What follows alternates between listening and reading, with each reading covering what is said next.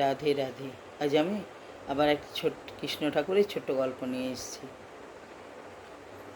বলছি বৃন্দাবনে শ্রীকৃষ্ণের যে পূজা করে, সে ব্রাহ্মণ সন্ধ্যাবেলায় পূজা করে, প্রতিদিন পূজা করে, আর 4টি করে মতিচুরের লাড্ডু ঠাকুরের খাবার জন্য রেখে দেয়। ছোটো বাচ্চা তো হয়তো রাত্রে খিদে পাবে, তখন খাবে, জল দিয়ে যায়, ওই মতিচুরের লাড্ডু দিয়ে যায়।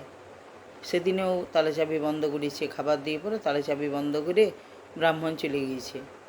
তো কৃষ্ণ ঠাকুর মনে মনে করছে, আর বৃন্দাবনে একটা খাবার খুব সবাই খেতে মানে ভালোবাসে, খুব সুন্দর হয়, চটপটি।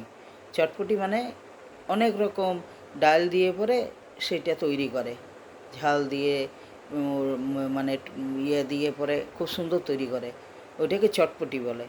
তা বলছে কৃষ্ণ ঠাকুরের রাগ হয়েছে, বলছে সবাই চটপটি খায় আর আমি মতিচুরের লাড্ডু, বাতাসা আর কলা।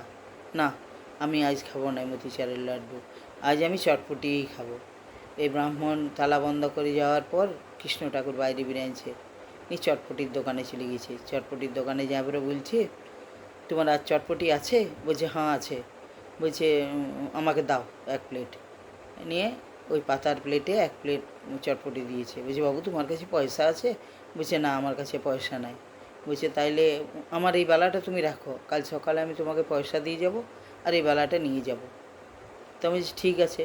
কিন্তু তখন থেকে চটপটিওয়ালার মনে কিন্তু শান্তি নাই। ওইটুকু বাচ্চা এত বড় সোনার বালা দিয়ে গিয়েছে, কার বাচ্চা চিনি নেয়। এবারে সকালে যখন চটপটির দোকান লাগাইছে, যে আসে তাকেই জিজ্ঞেস করে, দেখেছো একটা ছোট বাচ্চা চূড়া বাঁধা ছিল, শ্যামল বর্ণের ছেলে, দেখেছো কেউ? কার ছেলে? কেউ আর বলতে পারছে না। এইদিকে মন্দিরে যখন দরজা খুলেছে ব্রাহ্মণ, দরজা খুলে আর দেখছে ঠাকুরের হাতে বালা নাই। সেই হট্টগোল, গাদা লোক সব চলে এসছে, সব লোক এসছে, শ্রীকৃষ্ণের হাতের বালা চুরি হয়ে গিয়েছে।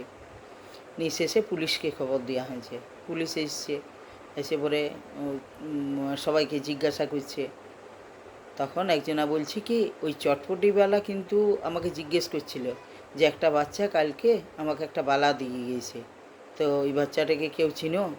তখন ওই চটপটিওয়ালাকে পুলিশ ডাকলো, ডাকে ওরা বলছে তুমি ঠাকুরের বালা চুরি করেছ, চলো তুমি আমার সাথে। তখন বলছে না প্রভু, আমি তো চুরি করি নেই, আমাকে একটা বাচ্চা কালকে 1 প্লেট চটপটি নিয়েছে আর আমাকে এই বালাটা দিয়ে গেছে। তখন দেখছে হ্যাঁ, ওই শ্রীকৃষ্ণ ঠাকুরের হাতের এই বালা। এই ওয়াকে তো পুলিশ বলে চলো তুমিই চুরি করেছ।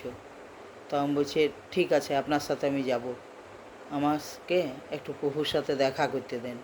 আর মন্দিরের ভিতরে ঢুকেছে, ঢুকে জোরখারাত করে বলছে, বলুন আমার কি দোষ?